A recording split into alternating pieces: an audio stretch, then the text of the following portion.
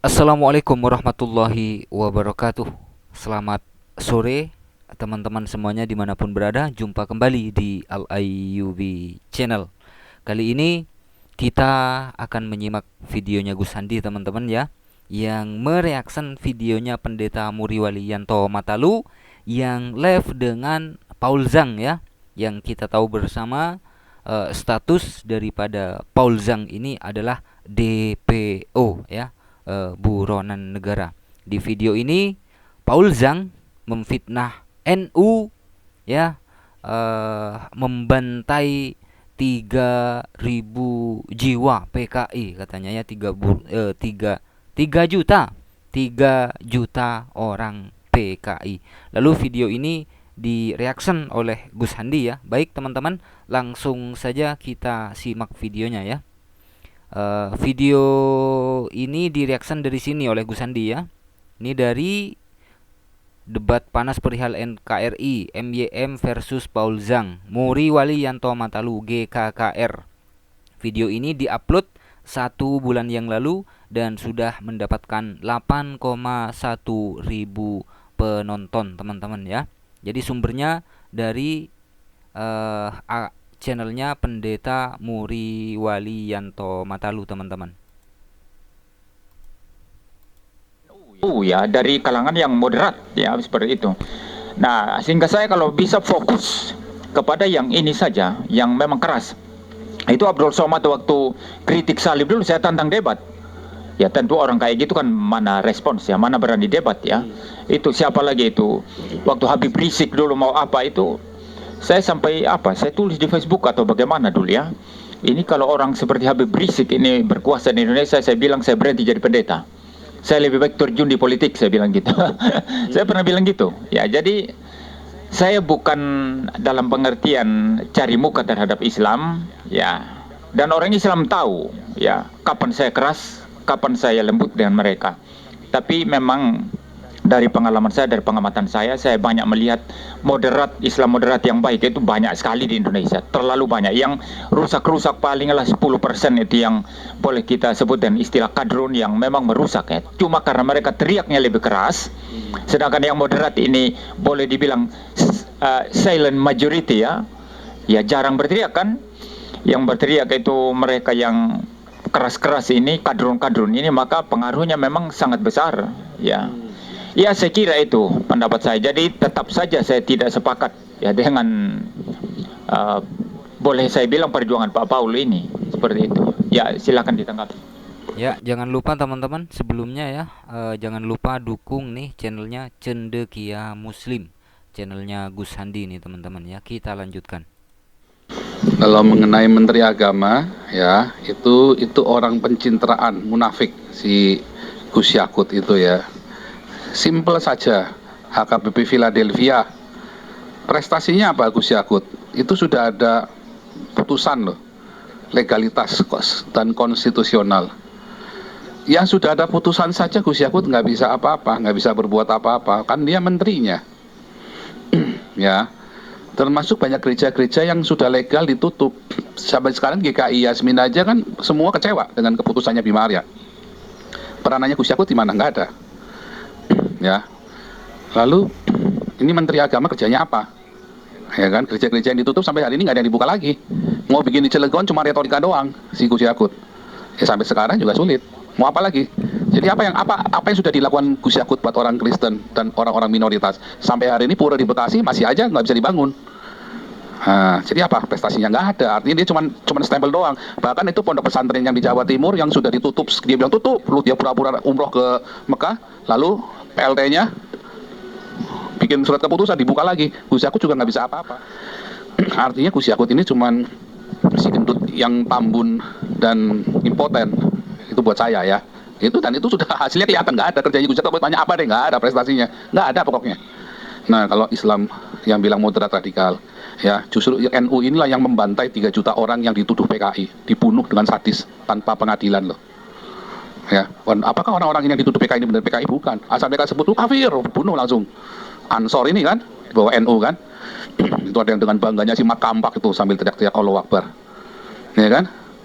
Berapa banyak kiai NU yang dibunuh oleh PKI? Nggak nyampe 100. Berapa banyak yang dibunuh oleh NU? Orang yang dianggap PKI, 3 juta. Moderatnya di mana? NU itu basisnya dari Jawa Timur. Ya, tetapi gereja itu yang di mana itu kemarin yang ditutup itu di Jawa Timur itu, di beberapa kota itu HKBP, Petani, itu Jawa Timur semua. Yang di Sumeneb, yang di semua di Pamekasan, yang di Madura, itu basisnya NU semua tuh. Justru gereja-gereja ditutup. Mana Banser? Nggak ada. Ya, jadi nggak ada jasa-jasanya Banser. Banser itu datang Natalan cuma terima nasi bungkus doang.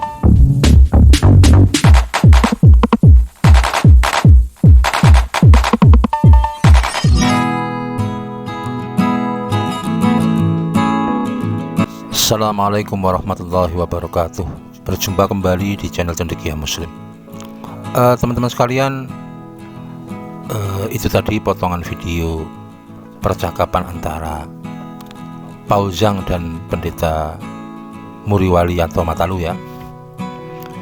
Yang dalam percakapan tersebut benar-benar sebuah percakapan yang tidak ada manfaatnya sama sekali ya. Bahkan yang ditonjolkan oleh si Paul Zhang ya, itu adalah hujatan-hujatan kepada Menteri Agama, kemudian tuduhan-tuduhan atau fitnah kepada Nahdlatul Ulama sebagai pembantai 3 juta orang PKI. Dan video tersebut kemudian akhir-akhir ini viral ya. Bisa kita lihat dalam sebuah pemberitaan duta.co. Itu beberapa kalangan dari Nahdlatul Ulama, khususnya dari Jawa Timur, salah satunya Gus Yassin, itu mengomentari apa yang disampaikan Paul Zhang ini berbahaya sekali.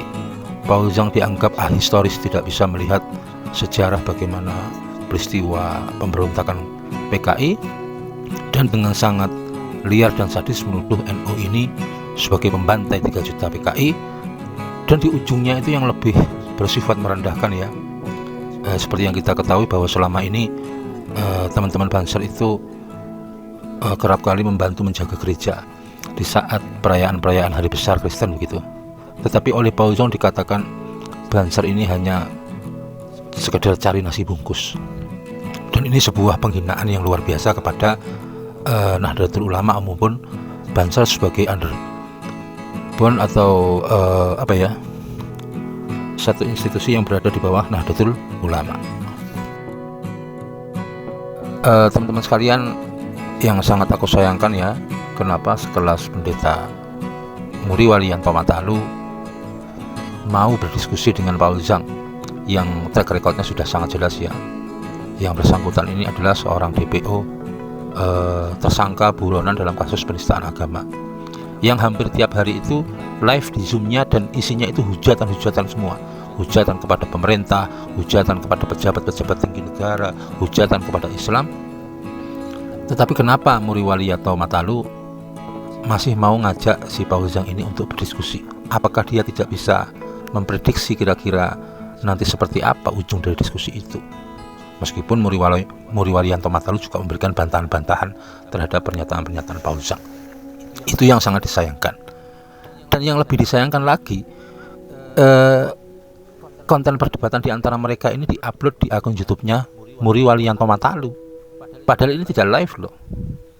Kan seharusnya ketika konten itu berisi ujaran-ujaran kebencian, penghinaan itu seharusnya tidak perlu diupload. Karena resikonya akan menjadikan kehebohan di publik. Berbeda kalau live yang tidak bisa diprediksi. Meskipun ini sebenarnya bisa diprediksi, karena yang diajak ngomong ini tiba-tiba penghujat. Dan ternyata sekarang viral ya. Nahdlatul Ulama tentu tersinggung dengan fitnah dari Paul Zhang. Banser juga tentu sangat tidak terima dikatakan sebagai pasukan nasi bungkus, padahal mereka ingin menunjukkan toleransinya kepada umat Kristen. Dan ini menurutku sudah bisa diperiksa, ini layak diperiksa Pendeta Muriwaliyanto Matalu ini. Aku berharap ada pihak yang melaporkannya ya ke kepolisian ya, karena konten ini penyebar awalnya Muriwaliyanto Matalu. Pengupload yang pertama dia. Sebelum bahas soal itu ya teman-teman sekalian, ada perbedaan yang mendasar antara konten-konten asusila dengan konten-konten ujaran kebencian bermuatan sara.